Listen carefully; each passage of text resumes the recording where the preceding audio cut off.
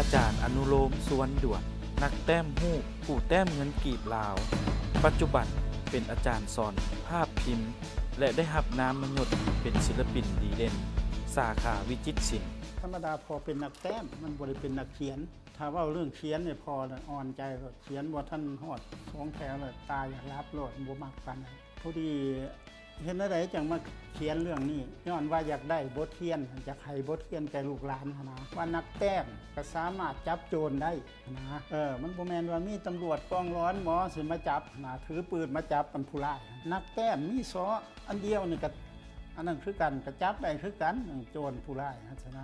สำหรับพ่อเองเนี่ยถ้าสิเว้าแล้วพ่อเนี่ยเป็นนักแต้มเสื้อสายของพ่อลุงอาที่เสื้อสายเป็นนักแต้มนักออกแบบมันเป็นเสื้อสายตระกูลศิลปะกับว่าแมนถ้าบ่แม่นนักเขียนกับแม่นนักแต้มถ้าบ่แม่นนักแต้มกับแม่นนักขวดหรือว่านักศิลปะลวดลายแล้วอันนี้มันสืบเนื่องมาจากเสื้อสายศิลปะถ้าสิเอาชีวิตพอเนี่ยฮู้แต้มฮู้ก่อนฮู้เรียนหนังสือนี่ยังว่าตามหลังแต้มฮู้นี่ก่อน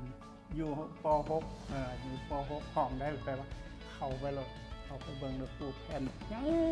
มีแต่พอแต่ส่วนอำนวยการเขามาเบิ่งในห้องว่าเจ้ามีทางแต่งรูปได้สิงออกจากไปกับเขาเด็กโรงเรียนเจ้าอนุยุทธไข่ขางเป็นโรงเรียนศิลปกรรมแม่นแต่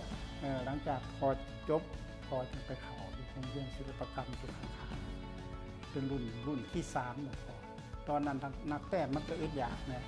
ยากหลังจากจบโรงเรียนศิลปกรรมแล้วก็มีมูลนิธิเอเชียมาเอาพอไปเฮ็ดเวียกอยู่พอไปเฮ็ดอยู่หันประมาณเมื่อฮอดปีเนี่ย2 เดือนเขาเห็นเฮ็ดดีนะเขาเลยไปให้พอไปศึกษาอบรมอยู่กรุงเทพ2 ปีหลังจากนั้นพ่อก็เฮ็ดหนังสือพิมพ์แน่แต่งการ์ตูนล่อการเมืองในยุคนั้นนะยุคก่อนปลดปล่อยนั่นแหละหลังจากนั้นก็บรรดาพวกนักแต้มนักศิลปะต่างๆก็แปลว่าเต้าโฮมกันอยู่โรงเรียนศิลปกรรมตอนนั้นบรรดานักแต้มทั้งหลายก็เข้าไปพ่อก็อยากเข้าไปอยู่นะหันเพื่อยังจุดประสงค์ยังเพื่อว่าอยากถ่ายทอดความรู้ให้น้องนุ่งลูกหลานเลยนะคือว่าอยากเป็นผู้อยู่หันพ่อก็เลยไปโรงเรียนก็อยากไปศิษย์สอนอยู่หันเป็นอาจารย์สำหรับพ่อเนี่ยเรื่องถามเรื่องแต่งผู้ดูวิชาชีพของพ่อมันยุ่งยากไม่ได้มันก็มีอยู่อันนี้ยากมันก็ได้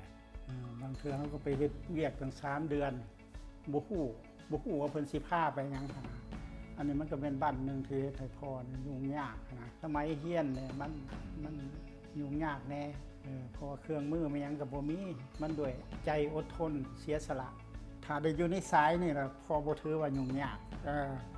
พอมักนี่นะอันตำอิฐน่ะแม่นมีพรสวรรค์ที่ว่าได้เปรียบหมู่ที่สุดน่ะมีพรสวรรค์คันถามคืนว่าบ่มีพรสวรรค์อยากเขียนแต้มนี่นะมักซื่อๆได้บ่ก็ได้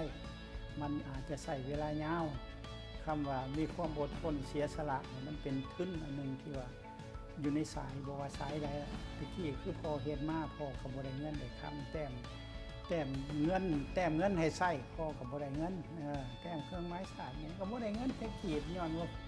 เสียสละหมดทุกสิ่งทุกอย่างเพียงแต่ว่าอันที่1แหละมันอย่าลืมเป็นนักแต้มต้องนักแต้มลาวอยากมาซ้ายนี่ต้องอดทนเอาอดทนใดๆอดทนเสียสละอยากแนะนำอาจารย์คือเฮาขอให้เป็นศิลปินลาวศิลปินลาวใดๆฮู้จักลวดลายลาวถึงว่าสิบ่เก่งแต่ก็ฮู้จักเพราะว่าลวดลายลาวนอกจากจะเป็นศิลปะสืบทอดของมุ่นมั่งสังขยาของบรรพบุรุษเฮาแล้วยังแสดงถึงเป็นคนลาวแสดงถึงศิลปะวัฒนธรรมลาวข้าพเจ้าอยากขอฝากแนะนำให้ลูกหลานที่เกิดใหม่ใหญ่รุ่นหันอดทนผ่านผ่าเอา